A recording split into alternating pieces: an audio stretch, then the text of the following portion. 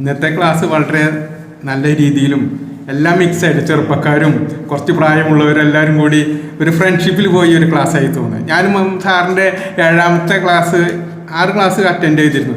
എല്ലാ ക്ലാസ്സിലും ചെറിയ ചെറിയ വ്യത്യാസങ്ങൾ ഞാൻ കണ്ടുകൊണ്ടാണ് ഇവിടുന്ന് പോയത്. ഇപ്പോൾ മൂസാജി ഒരു കുപ്പി വെള്ളം കുടിച്ചുള്ളൂ, ഞാനന്ന് എത്ര കുപ്പി വെള്ളം കുടിച്ചു എന്ന് എനിക്കറിയില്ല.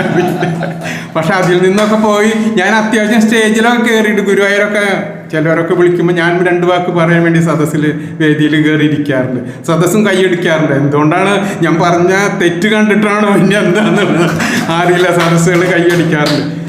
അങ്ങനെ ഇന്നത്തെ പരിപാടി വളരെ നന്നായി. ഇതെല്ലാം മഴക്കാലമാണ്, ഫ്രീ ആണ്, ആദ്യം പണിയൊന്നും ഉണ്ടാവില്ല. അപ്പം ഞാൻ എൻ്റെ ഭാര്യേനെ കൊണ്ടുവന്ന് പ്രസംഗിക്കുന്ന ആളിലാണ് ഞാൻ ബാക്കിൽ കൊണ്ടുവന്നിരിക്കാം. കാരണം ഡ്രൈവിങ് ചെയ്യുമ്പോൾ ഉറങ്ങി പോകുന്നുണ്ട് ചിലപ്പോഴൊക്കെ, അതുകൊണ്ടുള്ളൊരു ബുദ്ധിമുട്ടുണ്ട്. എന്തായാലും എല്ലാവരും കാണാനും ഇങ്ങനെ ഒരു സെമിനാറിൽ പങ്കെടുക്കാൻ സാധിച്ചതിൽ വളരെയധികം സന്തോഷമുണ്ട്. എല്ലാവർക്കും നന്ദി. ഇന്ന് താരതമ്യേന ആളുകൾ കൂടിയൊരു, പൊതുവെ വ്യാഴാഴ്ച ആളുകൾ ഇത്ര ഉണ്ടാവാറില്ല, താരതമ്യേന ആളുകൾ കൂടിയൊരു വേദിയിലാണുള്ളത്.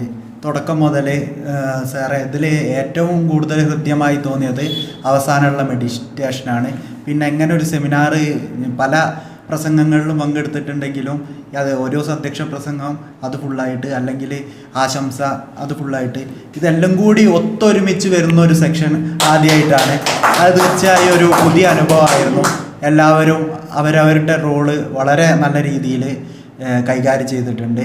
എല്ലാവർക്കും ജീവിതത്തിൽ തുടർന്നും പ്രസംഗം സ്വായത്തമാക്കാൻ കഴിയട്ടെ എന്ന് ആശംസിച്ചുകൊണ്ട്, തുടർന്നും ഈ കൂട്ടായ്മ മുന്നോട്ട് കൊണ്ടുപോകാൻ കഴിയട്ടെ എന്ന് ആശംസിച്ചുകൊണ്ട് ഞാൻ നിർത്തുന്നു. നന്ദി, നമസ്കാരം. മെഡിറ്റേഷൻ ഇന്നൊരു പ്രത്യേകതയായിരുന്നു. മെഡിറ്റേഷനിൽ ഞാൻ ഉറങ്ങിപ്പോയി, സ്വപ്നം കണ്ടു. സ്വപ്നം എന്താണെന്ന് അറിയില്ല, പെട്ടെന്ന് ഞെട്ടി ഉണർന്നു.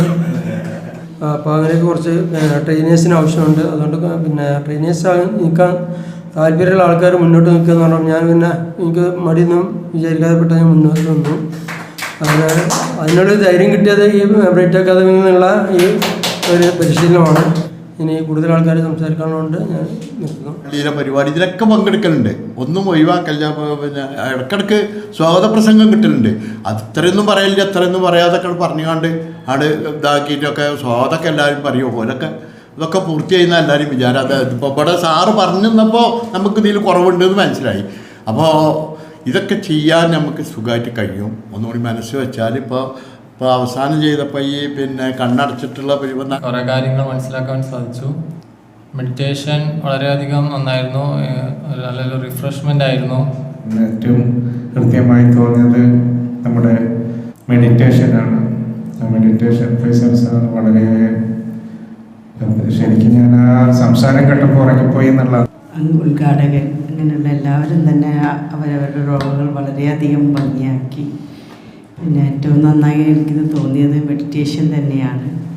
ആ ഒരു വളരെ ആ ഒരു സംസാര ശൈലിയിൽ തന്നെ നല്ലൊരു റിലാക്സേഷൻ അനുഭവപ്പെട്ടു.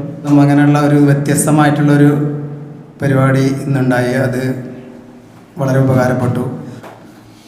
ഈ ഒരു അക്കാദമിയിൽ വന്ന് എല്ലാവരും ഇന്ന് വന്ന ഈ എല്ലാ ആളുകളും കുറച്ച് ദിവസം തുടർച്ചയായി വന്നാൽ തന്നെ നമ്മുടെ ലക്ഷ്യം പൂർത്തീകരിക്കാൻ സാധിക്കുമെന്ന് ഞാൻ പറയുന്നു. നല്ലൊരു ടീമായിട്ടാണ്.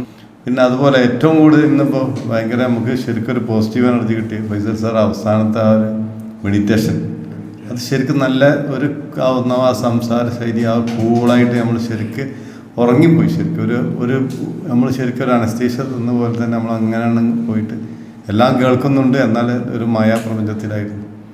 അതുകൊണ്ട് ഈ ഒരു വേദി ഒരുക്കിയ ഫൈസൽ സാറിന് എല്ലാവിധ നന്ദി അറിയിച്ചുകൊണ്ട് ഈ ചടങ്ങിന് എല്ലാവർക്കും